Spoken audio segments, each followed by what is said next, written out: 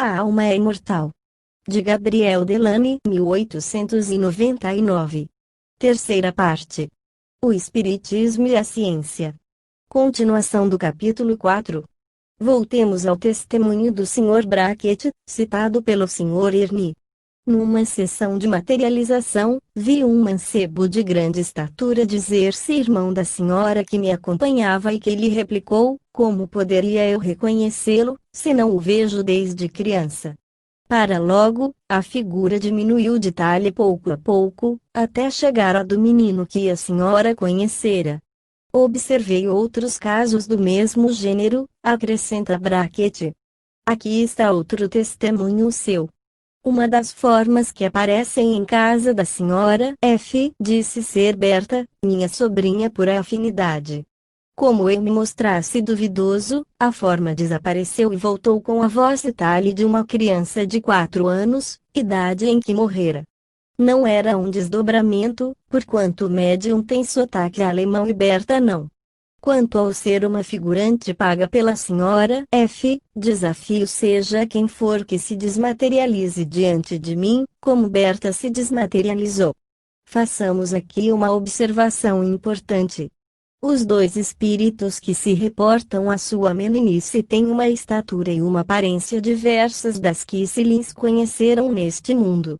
Pode-se admitir sejam estatura e aparência de uma vida anterior à precedente, o que nos conduz à lei geral, ensinada por Allan Kardec, de que um espírito suficientemente adiantado pode assumir, à sua vontade, qualquer dos tipos pelos quais tenha evolvido no curso de suas existências sucessivas. Com essa questão, porém, não temos que nos ocupar, do ponto de vista da identidade, porquanto apenas nos interessa a última forma, a que conhecemos. Não se deverá concluir do que fica dito que um espírito fascista não possa disfarçar-se, de maneira a simular uma personagem histórica, mais ou menos fielmente. Claro que a um farsante será possível sempre criar o redingote cinzento e o chapéu de Napoleão, bem como uma auréola em par de asas, a fim de que o tomem por um anjo. Se, porventura, ele tiver uma vaga parecença com Bonaparte ou com as tradicionais imagens de São José, poderá enganar os inexperientes, os ingênuos, os desprovidos de senso crítico. Esse gênero de embuste pode mesmo ser empregado por espíritos pouco escrupulosos no tocante à escolha dos meios para sustentar certas crenças, mas, grande distância vai dessas caricaturas às experiências cientificamente realizadas, quais as que temos citado neste livro. Outra observação também muito importante decorre do estudo das materializações e mostra claramente que não é o espírito quem cria a forma sob a qual é ele visto, o fato é que os moldes são verdadeiros modelos anatômicos. Os espíritos que assim se manifestam confessam muito facilmente que ainda se acham pouco avançados na hierarquia espiritual. Na maioria dos casos, são limitados os seus conhecimentos e não há suposição injustificada no dizer-se que são muito ignorantes em matéria de ciências naturais. Nessas condições, parece-nos evidente que não poderiam, de modo algum, construir uma forma perfeita bastante para revelar o grau de realidade que os moldes nos dão a conhecer. As peças modeladas não são simples esboços mais ou menos bem acabados de um membro qualquer, é da própria natureza o que se observa, até nos mínimos detalhes. Temos, pois, a prova de que é um verdadeiro organismo que se imprime em substâncias plásticas e não apenas uma imagem, que seria rudimentar, se fosse produzida pelo espírito. Que organismo então é esse? É o que já existe durante a vida, o que dá moldagens idênticas no curso dos desdobramentos, é, numa palavra, o perispírito, que a morte não destruiu e que persiste com todas as suas virtualidades, pronto a manifestá-las, desde que seja favorável a ocasião. Ainda mesmo imaginando-se que a forma do nosso corpo está impressa, como imagem, na nossa memória latente, o que é possível, não menos verdade é que todos os detalhes anatômicos, saliências das veias, dos músculos, desenhos da epiderme, etc., não podem existir nessa imagem mental, pelo menos quanto às partes do corpo que geralmente se conservam cobertas pelas roupas. Entretanto, nos desdobramentos materializados de médiuns, sempre que foi possível tomar em si impressões ou moldes, se é reconhecido que o corpo fluídico assim exteriorizado é reprodução idêntica do organismo material do médium, do seu pé, por exemplo, como foi notado com Eglinton pelo Dr. Carter Black, ou de sua mão, conforme se deu muitas vezes com Eusápia. É o critério que nos permitirá distinguir da materialização de um espírito um desdobramento. Se a aparição é o sósia do médium, segue-se que sua alma é que se manifesta fora do seu organismo carnal. No caso contrário, se a aparição difere anatomicamente do médium, quem está presente é outra individualidade. Esta observação, que fomos os primeiros a fazer, permite se distinga facilmente se o fantasma é a aparição de um ser desencarnado, ou uma bilocação do médium. Não será talvez supérfluo insistir fortemente nas numerosas provas que apoiam a nossa maneira de ver.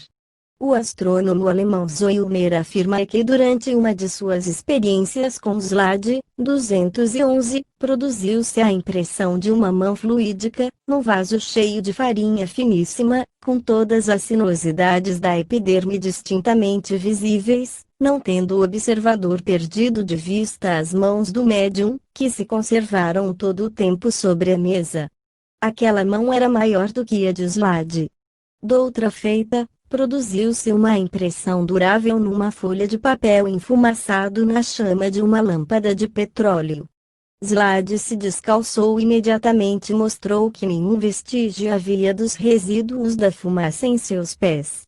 A impressão tinha 4 centímetros mais do que o pé do médium e parecia de um pé comprimido por uma botina, porquanto um dos dedos cobria completamente outro, tornando-o invisível. Início da nota do redator 211. Zollner, Wissenschaftliche Abhandlungen, volume 2. Fim da nota do redator. O Dr. Wolff, 212, com a médium Sra. Ulis, viu uma mão a fazer evoluções rápidas, pousar sobre um prato cheio de farinha e retirar-se depois de sacudir as partículas que lhe ficaram aderentes. A impressão representava a mão de um homem adulto, com todos os detalhes anatômicos. Os dedos marcados na farinha eram mais longos de 1 polegada do que os da Sra. Ulis. Início da nota do redator 212. Dr. Wolff, Starlings Facts, página 481. Fim da nota do redator. O professor Denton, 213, inventor do processo de moldagem em parafina, obteve, na primeira sessão com a Sra. Hardy, de 15 a 20 moldes de dedos de todos os tamanhos. Na maioria dessas formas, notadamente nas maiores ou nas que mais se aproximavam, pelas suas dimensões, dos dedos do médium, ressaltavam nítidos todas as linhas, sulcos e relevos que se notam nos dedos humanos. Uma comissão de 7 membros assinou uma ata onde se acha consignado o seguinte: dentro de uma caixa fechada, produziu-se, pela ação inteligente de uma força desconhecida, o molde exato de uma mão humana de tamanho natural. O escultor O'Brien, perito em moldagens, examinou o 7 dos modelos em gesso e os achou de maravilhosa execução, reproduzindo todas as particularidades anatômicas, assim como as desigualdades da pele, com tão grande finura, como a que se obtém na modelagem de um membro, mas com molde constituído de diferentes pedaços, ao passo que os modelos submetidos ao seu exame não apresentavam qualquer vestígio de soldadura, parecendo-lhe resultar de moldes sem ensamblagens. Início da nota do redator 213. The Spiritualist, 1876, tomo 1, página 146. Fim da nota do redator. Esse relatório assinala que uma dessas moldagens de mão se assemelha singularmente, como forma e como tamanho, a uma modelagem da mão de um senhor em Rio Wilson, examinada por O'Brien, pouco tempo depois do trespasse desse senhor, de cujo rosto ele fora fazer a moldagem em gesso. Aí a conservação da forma fluídica se revela materialmente, constituindo uma boa prova da imortalidade. Numa sessão em casa do Dr. Nichols, com Eglinton, por um molde de mão de criança foi esta reconhecida, graças a uma ligeira deformidade característica, reproduzida no molde. O Dr. Nichols reconheceu sem hesitar a mão de sua filha, obtida pelo mesmo processo. Esta mão, diz ele, nada tem da forma convencional que os estatuários criam. É uma mão absolutamente natural, anatomicamente correta, mostrando todos os ossos, todas as veias, todas as menores sinuosidades da pele. É exatamente a mão que eu conhecia, que eu também conheci durante a sua existência corporal, que eu tantas vezes palpei, quando se apresentava materializada. Nas experiências dos Srs. Reimers e Osley, a materialização chamada Bertie deu 2 mãos direitas e 3 esquerdas, todas em posições diferentes, o que não impediu que as linhas e os preguiados fossem idênticos em todos os exemplares. As mãos pertencem indubitavelmente à mesma pessoa. As moldagens das mãos do médium diferem totalmente, quer como forma, quer como dimensões, das de Bertie. Com o médium Monk, a mesma Bertie também deu os moldes de suas 2 mãos, os quais são idênticos aos obtidos com a primeira médium, Sra. Firman, o que estabelece, de modo perfeito, a identidade do espírito. O espírito Lili variava de tamanho, ora sua estatura não ultrapassava de uma criança bem conformada, ora apresentava as dimensões da de uma moça. Creio, diz o Sr. Osley, que ela não apareceu 2 vezes sob formas absolutamente idênticas, eu, porém, a reconhecia sempre, nunca confundi com as outras aparições. Poderíamos multiplicar estes depoimentos segundo os quais o espírito tem um organismo, que ele não forma de ocasião e para os fins da experiência, vamos, porém, ver outras provas. Sabemos que a aparição de Katie King se assemelha inteiramente a uma pessoa natural. Temos sobre esse ponto o testemunho formal de William Crookes. Nas materializações completas é o que sempre se dá. Alfred Russel Wallace, numa carta ao Sr. Ernie, escreve: algumas vezes, a forma materializada parece uma simples máscara, incapaz de falar e de se tornar tangível a um ser humano. Noutras circunstâncias, a forma tem todos os característicos de um corpo vivo e real, podendo mover-se, falar, mesmo escrever e revelando calor ao tato. Tem, sobretudo, individualidade e qualidades físicas e mentais totalmente diversas das do médium. Numa sessão em Liverpool, com um médium não profissional, o Sr. Burks viu aproximar-se de si um espírito que com ele estivera em relações durante longo tempo. Apertou-me a mão, diz Burks, com tanta força que ouvi o estalido de uma das articulações de seus dedos, como só acontecer quando se aperta fortemente uma mão. Esse fato anatômico foi corroborado pela sensação que eu experimentava de estar segurando uma mão perfeitamente natural. Fazia parte desse círculo de experimentadores o Dr. Tsan, autor de várias obras de medicina, o qual, numa carta dirigida ao Sr. Aksakoff, disse, 214. Início da nota do redator 214. Animismo e Espiritismo, página 228. Fim da nota do redator. Pelo fato, creio ter adquirido a mais científica certeza, que seja possível obter-se, de que cada uma dessas formas que apareceram era uma individualidade distinta do envoltório material do médium, porquanto, tendo-as examinado com o auxílio de diversos instrumentos, comprovei nelas a existência da respiração e da circulação, medi-lhes o talhe, a circunferência do corpo, tomei-lhes o peso, etc. Pensa o autor que esses seres têm uma realidade objetiva, mas que a aparência corpórea deles é de natureza diferente da forma material que caracteriza a nossa forma terrestre.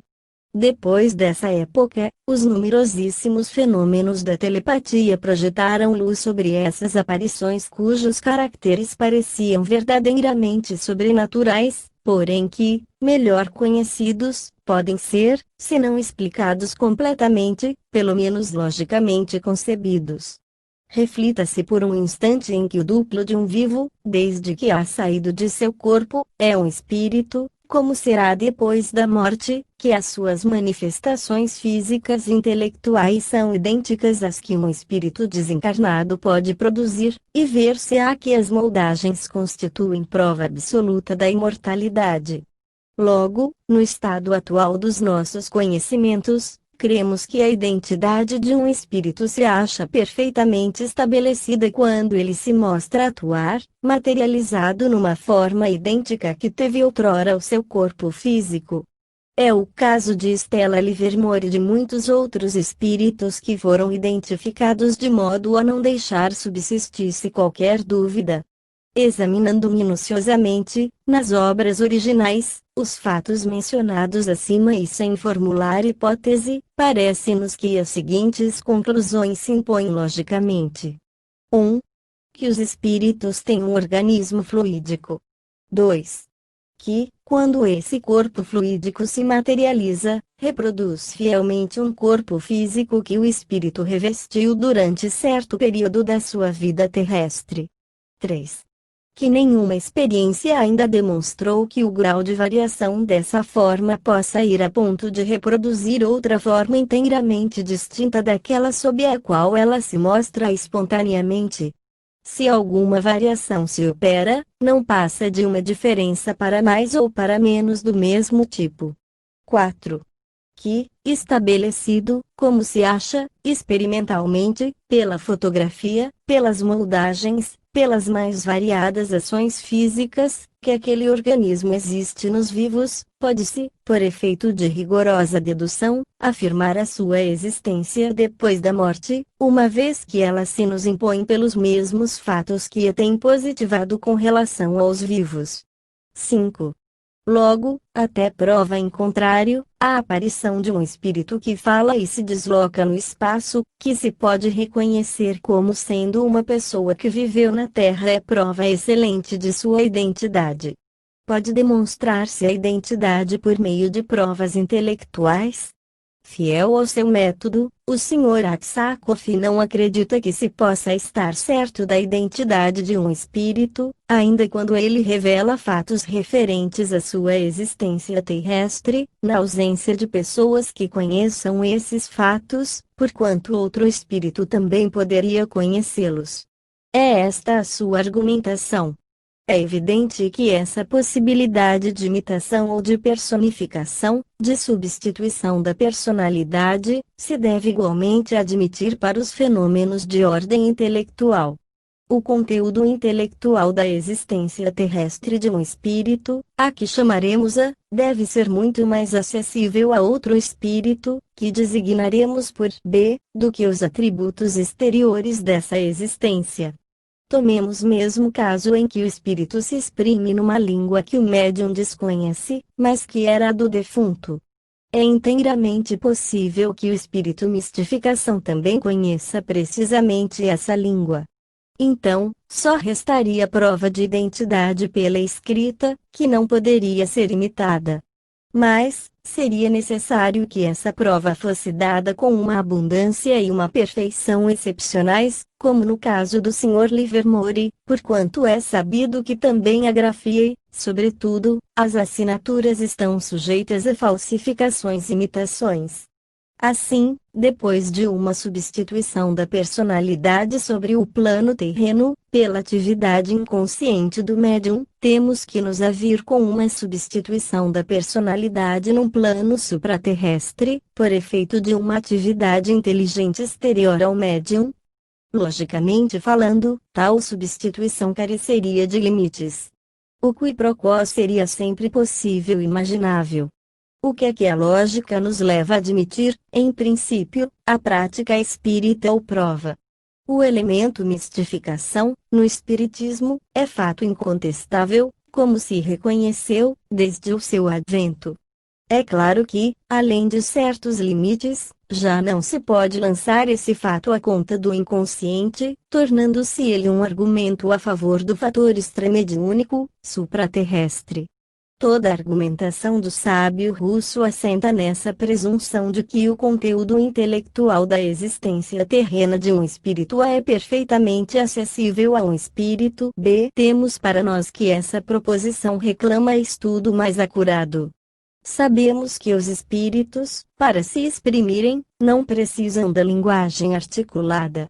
Eles se compreendem sem o recurso da palavra, pela só transmissão do pensamento, linguagem essa universal que todos apreendem.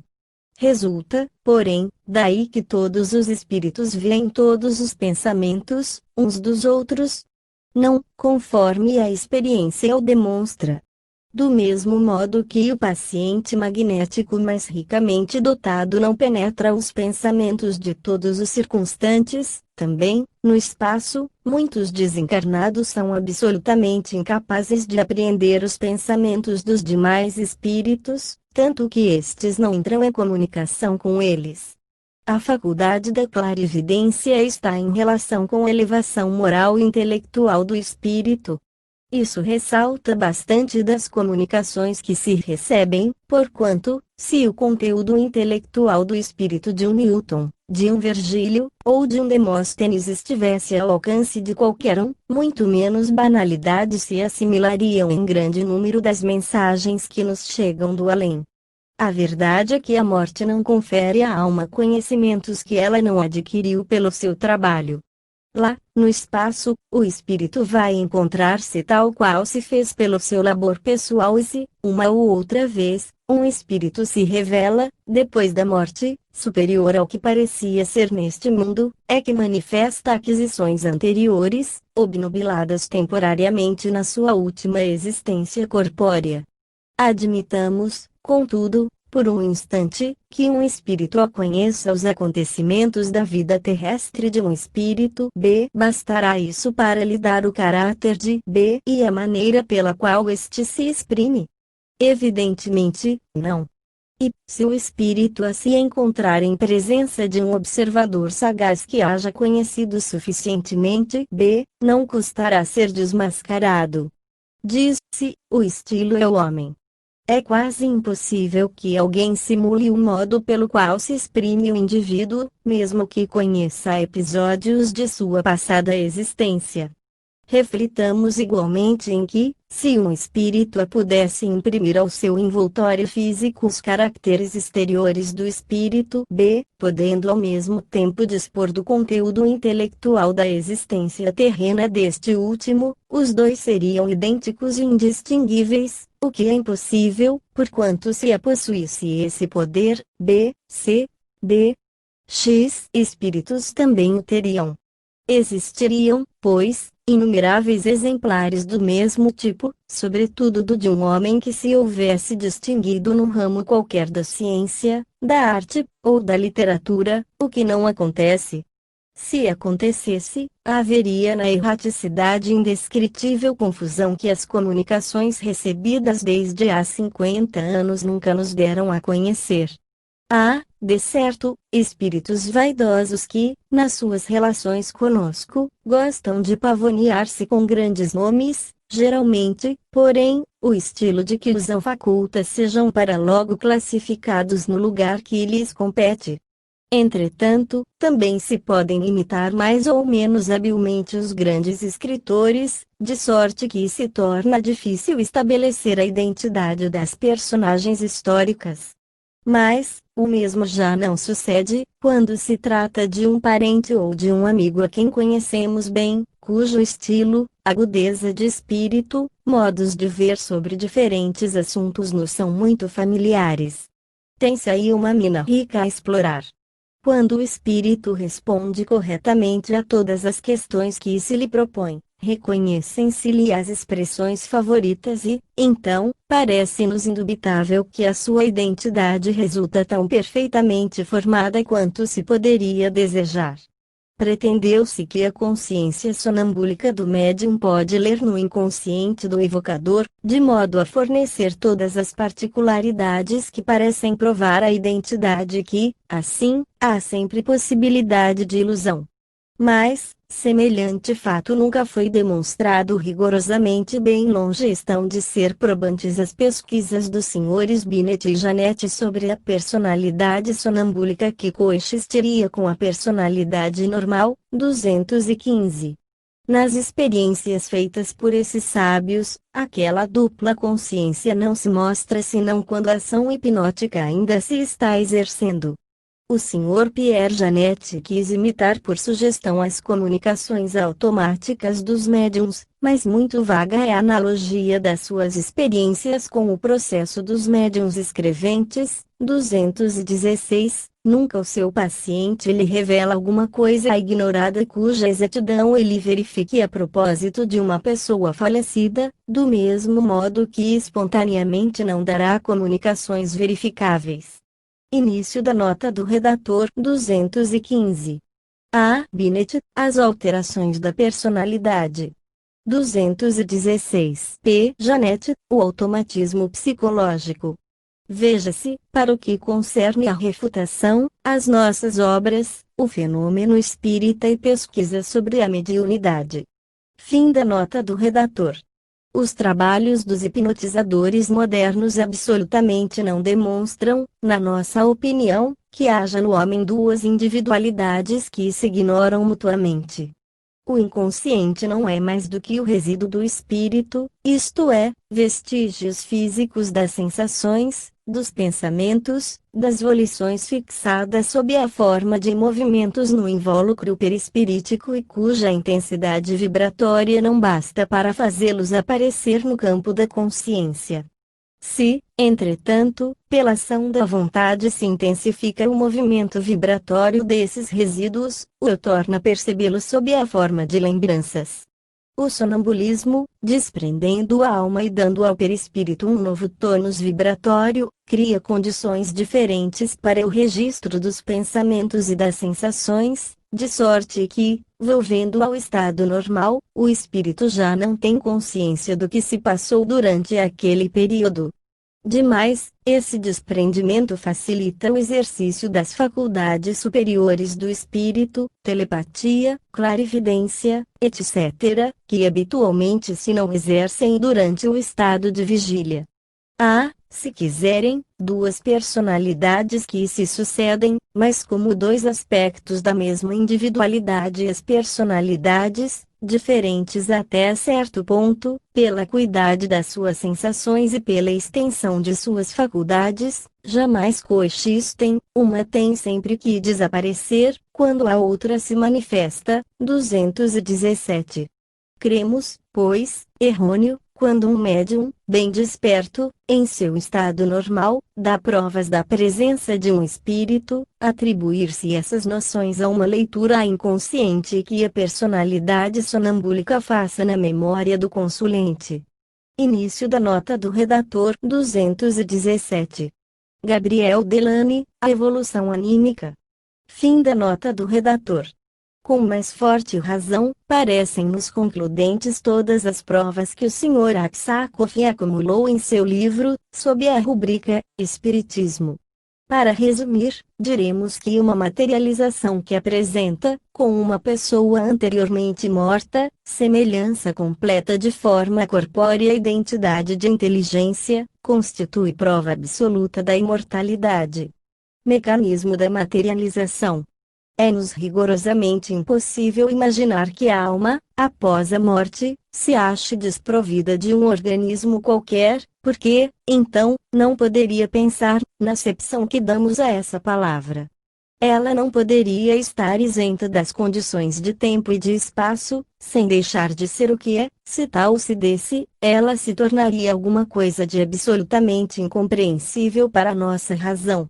Mostra-nos o estudo, que há leis a que todos os seres pensantes se acham submetidos. É em virtude dessas leis que não podemos estar em diversos lugares ao mesmo tempo, ou percorrer mais do que um determinado espaço em certo tempo, ou pensar além de certo número de pensamentos, ou experimentar mais que certo número de sensações, em dado tempo. Daí se segue que, se muito facilmente podemos imaginar que uma inteligência superior à nossa, se bem que finita, esteja submetida a condições muito diferentes, não podemos, entretanto, conceber uma inteligência finita absolutamente livre de todas as condições, isto é, de qualquer corpo. 218. Início da nota do redator. 218. Balfour Stewart et al. Universo Invisível, página 91. Fim da nota do redator. É evidente, por exemplo, que a existência mesma de uma vida psíquica necessita de um laço de continuidade entre os pensamentos, certa aptidão a conservar uma espécie de domínio sobre o passado. É claro que o que já não existe, isto é, o pensamento de há pouco, tem que ser conservado em alguma coisa, para que possa ser revivificado. Essa propriedade da lembrança implica a existência de um órgão em relação com o meio em que vive a alma. Na Terra, mundo ponderável, o cérebro é a condição orgânica; no espaço, meio imponderável, o perispírito desempenha a mesma função. A bem dizer, como o perispírito já existe neste mundo, ele é o conservador da vida integral, que compreende as duas fases, de encarnação e de vida supraterrena.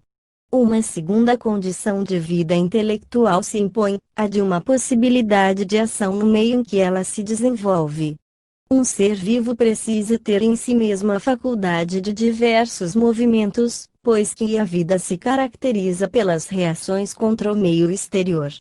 É, aliás, o parecer do Sr. Hartmann, citado por Aksakov, o que diz: se pudesse demonstrar que o espírito individual subsiste após a morte, eu daí concluiria que, malgrado a desagregação do corpo, a substância do organismo persistiria sob uma forma imperceptível aos sentidos, porque somente nessa condição posso imaginar a persistência do espírito individual.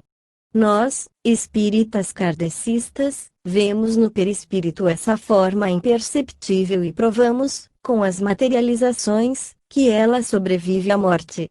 Como se produz esse esplêndido fenômeno?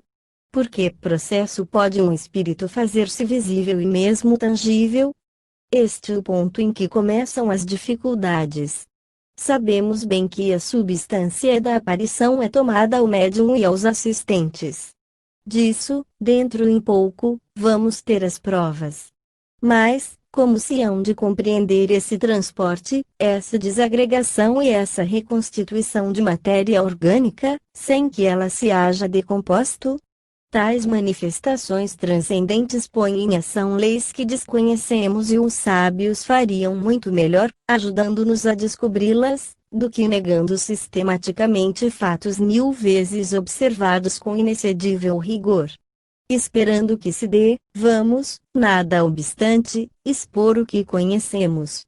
Fato bem observado é a ligação constante em que se mantém o médium e o espírito materializado.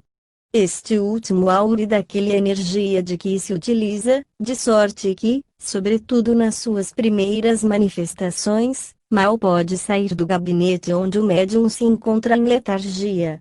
Mais tarde, aumenta-se-lhe o poder de ação, conservando-se sempre, porém, limitado.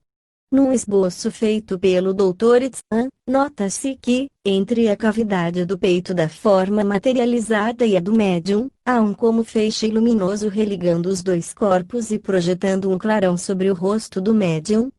Esse fenômeno foi observado muitas vezes durante as materializações. Compararam-no ao cordão umbilical. O Sr. Dacier o equipara a uma rede vascular fluídica, pela qual passa a matéria física, em particular estado de eterização. Verifica-se a presença desse lhame, durante os desdobramentos naturais, pela repercussão das alterações do corpo perispirítico sobre o corpo material. 219, como se dava nas experiências do Sr. de Rochas. Aqui, é entre o espírito e o médium que existe aquele laço, e é natural, porquanto é neste último que a materialização áurea a matéria e a energia, que emprega para se manifestar. Início da nota do redator 219. Vejam-se na segunda parte desta obra, capítulo 2, tópico repercussão, sobre o corpo, da ação exercida sobre o perispírito, os casos da lúcida de Cagnit, de Joanna Brooks, da experiência de Aksakoff com a senhorita Fox, etc. Fim da nota do redator. A propósito das moldagens de materializações, o Sr. Aksakoff faz uma ponderação das mais significativas, no tocante à proveniência da matéria física de que é formada a aparição. Do ponto de vista das provas orgânicas, eu não poderia guardar silêncio, diz ele, sobre uma observação que fiz, examinando atentamente o gesto da modelação da mão de Bertie e comparando-o ao gesto da do médium, notei com surpresa que a mão de Bertie, embora roliça como a de uma moça, apresentava, pelo aspecto do dorso, sinais indicativos da idade. Ora, a médium era uma mulher idosa, que morreu pouco tempo depois da experiência.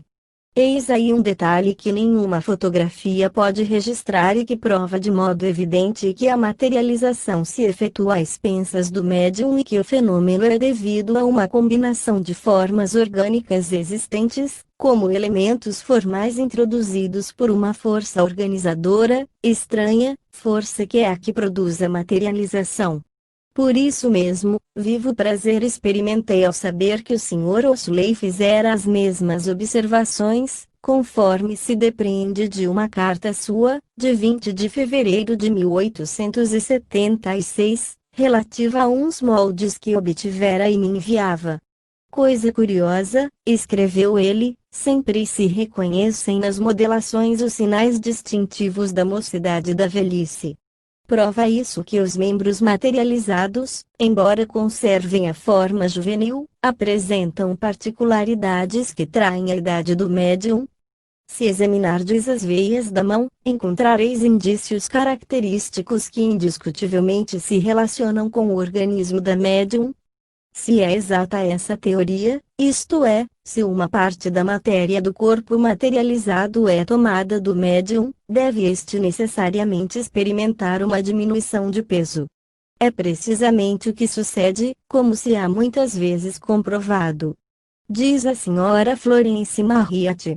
Vi a senhorita Florence Cook colocada sobre a máquina de uma balança de pesar, construída para esse fim pelo Sr. Crookes, e verifiquei que a médium pesava 112 libras. Logo, porém, que o espírito se materializava completamente, o peso do corpo da médium ficava reduzido à metade, a 56 libras, 220. Início da nota do redator 220. Florence Marriott, Teres no Deat, não a morte. Fim da nota do redator. Agora, uma observação do Sr. Armstrong, em carta dirigida ao Sr. Kenivers. Assisti a 3 sessões organizadas com a senhorita Wood, nas quais foi empregada a balança do Sr. Blackburn. Pesaram a médium e conduziram-na em seguida ao gabinete. 3 figuras apareceram, uma após outra, e subiram a balança. Na segunda sessão, o peso variou entre 34 e 176 libras, representando este último algarismo peso normal da médium. Na terceira sessão, um só fantasma se apresentou, oscilando seu peso entre 83 e 84 libras. São muito concludentes essas experiências de pesagens, a menos que as forças ocultas zombem de nós. Contudo, seria interessante saber o que restará do médium no gabinete, quando o fantasma tem o mesmo peso que ele. Comparados aos de outras experiências do mesmo gênero, ainda mais interessantes se tornam estes resultados. Numa sessão de controle com a senhorita Fireland, esta foi, por assim dizer, cozida numa maca, cujos suportes eram providos de um registrador que marcava todas as oscilações do seu peso, passando-se tudo sob as vistas dos assistentes. Após breve expectativa, comprovou-se uma diminuição gradual do peso, até que, por fim, uma figura apareceu e passou diante dos assistentes. Enquanto isso, o registrador indicava uma perda de 60 libras no peso da médium, ou seja, de metade do seu peso normal. Quando o fantasma começou a desmaterializar-se, entrou o peso da médium a aumentar e, ao termo da sessão, como resultado final, ela perdera de 3 a 4 libras.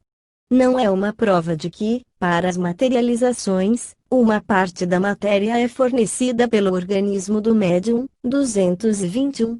Início da nota do redator. 221. Aksakoff, Animismo e Espiritismo, página 242. Fim da nota do redator. Isso nos parece certo, mas há casos em que uma parte é também tomada aos que assistem à experiência. Num livro intitulado Um caso de desmaterialização parcial do corpo de um médium, página 15, o Sr. Aksakoff relata que a senhora de Esperance adoecia depois da sessão, se algum dos assistentes houvesse fumado ou ingerido bebida alcoólica. Nesse livro, responde-se a pergunta relativa ao que resta do médium, quando tão grande quanto o seu é o peso das aparições. Resta apenas o perispírito, que é, por sua natureza, invisível, de sorte que, se alguém penetrar no gabinete, o encontrará vazio. É, pelo menos, o que afirma o Sr. Olcott, em virtude das suas experiências com a Sra. Compton. 222. Com a Sra. de Esperance, a desmaterialização observada numa sessão em Helsingfors, no ano de 1893, não foi tão completa, mas, como resultado das investigações rigorosas a que procedeu o sábio russo, ficou provado que a metade inferior do corpo da médium desaparecera. O engenheiro Seiling diz. Início da nota do redator. 222. Coronel Olcott, People's Frontier World, gente do outro mundo. Fim da nota do redator. É extraordinário, vejo a senhora de Esperance e ouço-a falar, apalpando, porém, a cadeira que ela ocupa, encontro-a vazia, ela aí não está, estão apenas as suas roupas. A mesma comprovação chegaram o general Topelius e 5 dos assistentes. Os que se achavam mais próximos da senhora de Esperance, distantes dela poucos centímetros, lhe viram o vestido, que pendia à frente da cadeira, como de um cabide, ao passo que seu busto se mantinha visível tal qual era, entufar-se insensivelmente, até retomar o volume normal, ao mesmo tempo em que seus pés se tornaram visíveis. Nem sempre é tão completa a desmaterialização do médium, pois há casos em que a aparição e o médium são simultaneamente tangíveis, por todo o tempo de duração do fenômeno. Resulta do que temos exposto que reveste a alma um envoltório físico invisível e imponderável, mas que possui a força organizadora da matéria, pois que esta, tirada do médium, se modela segundo o desenho corpóreo do espírito.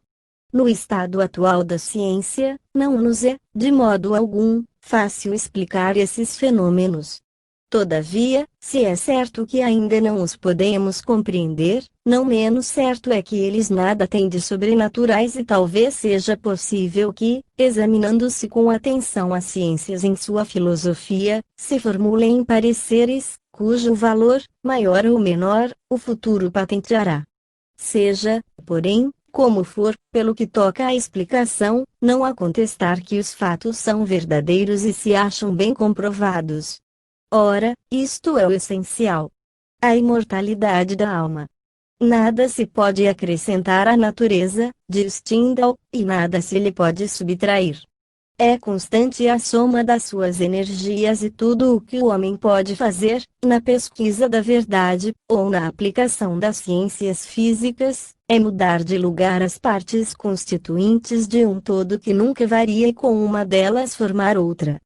A lei de conservação exclui rigorosamente a criação e a nulificação. O número pode substituir a grandeza e a grandeza o número. Asteroides podem aglomerar-se em sóis, podem sóis resolver-se em floras e faunas, faunas e flores podem dissipar-se em gases. A potência em circulação é perpetuamente a mesma.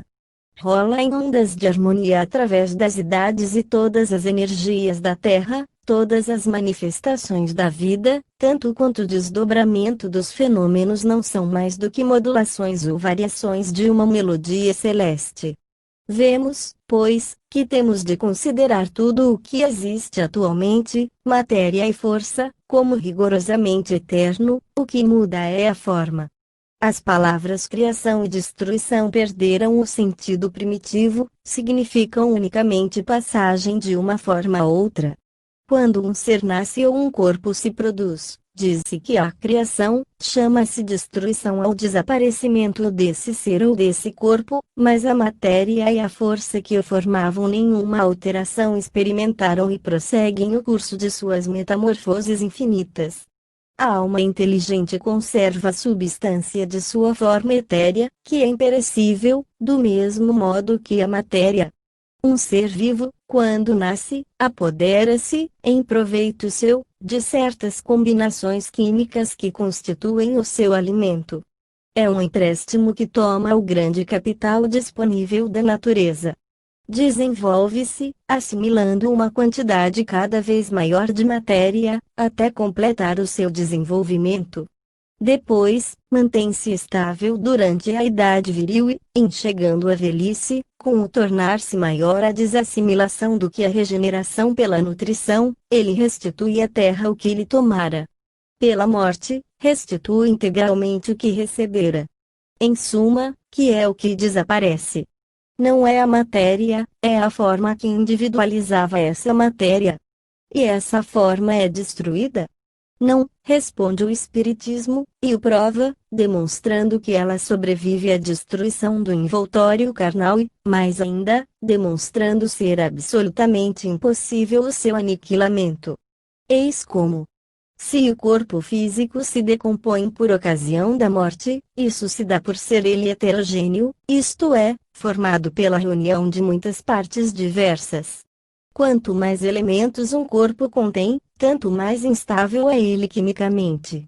Os compostos quaternários do reino animal são essencialmente proteiformes, porque neles o movimento molecular, muito complicado, pois resultados de seus componentes, pode mudar sob a influência de fracas forças exteriores. Nos corpos vivos, os tecidos são comparáveis a esses pós explosivos que a menor centelha basta para inflamar. Estão constantemente a decompor-se por efeito das ações vitais e a reconstituir-se por meio do sangue. 223. O organismo humano é um perpétuo laboratório, onde as mais complicadas ações químicas se executam incessantemente, sob as mais fracas excitações exteriores. Início da nota do redator. 223. Balfour Stewart, A Conservação da Energia, página 161 e seguintes. Fim da nota do redator. No mundo mineral já não é assim. Muito mais estáveis são as combinações, sendo às vezes necessário o emprego de meios enérgicos para separar dois corpos que muito facilmente se unem um ao outro. Assim, sem dificuldade alguma, um pedaço de carvão se combina com o oxigênio, para formar o ácido carbônico. Pois bem, faz-se mister uma temperatura de 1200 graus para, em seguida, separar do carbono o oxigênio. Vê-se, pois, que quanto menos fatores entram numa combinação, tanto mais estável é ela. No que concerne aos corpos simples, tem-se verificado que nenhuma temperatura, neste mundo, é capaz de os decompor. Unicamente o enorme calor do Sol o consegue com relação a alguns deles. Fácil então se nos torna compreender que a matéria primitiva, donde eles provieram, é absolutamente irredutível e, como não pode aniquilar-se, é rigorosamente indestrutível. Essa matéria primordial, em que a alma se acha individualizada, constitui a base do universo físico, gozando do mesmo estado de perenidade o perispírito, que é dela formado. Por outro lado, a alma é uma unidade indivisível. Vimos, na primeira parte deste volume, que as almas de Pascal e de Virgílio se mostraram a médium sob uma aparência física que reproduzia que ambos tiveram neste mundo. Não está aí uma prova positiva de que nada se perde do envoltório fluídico e que, assim como aqui na Terra uma lembrança não pode desaparecer, também no espaço nenhuma forma pode aniquilar-se. Todas as que a alma revestiu se conservam em estado virtual e são imperecíveis. A alma se encontra unida à substância perispirítica, que coisa nenhuma pode destruir, visto o que, pelo seu estado físico, ela é o último termo das transformações possíveis, ela é a matéria em si. Nem os milhões de graus de calor dos sóis ardentes, nem os frios do espaço infinito têm ação sobre esse corpo incorruptível e espiritual. Somente a vontade o pode modificar, não, porém, mudando-lhe substância, mas expurgando-a dos fluidos grosseiros de que se satura no começo de sua evolução. É a grande lei do progresso, que tem por fim depurar essa massa, despojar esse diamante, a alma, da ganga impura que a contém. As vidas múltiplas são o cadinho purificador. A cada passagem por ele, o espírito sai do invólucro corpóreo mais purificado e, quando há vencido as contingências da matéria, acha-se liberto das atrações terrenas e desfere o voo para outras regiões menos primitivas. Nesse mundo do espaço, nesse meio imponderável, onde vibra toda a gama dos fluidos, um único poder existe soberano, o da vontade. Sob a sua ação potente, a matéria fluídica se lhe curva a todas as fantasias. A alma que se haja tornado bastante sábia para os manipular realiza tudo o que lhe possa aflorar a imaginação, não passando as formas terrestres de pálidos reflexos de tudo isso. Veremos em breve que essa vontade pode mesmo atuar sobre a matéria tangível, em certas condições que vamos determinar.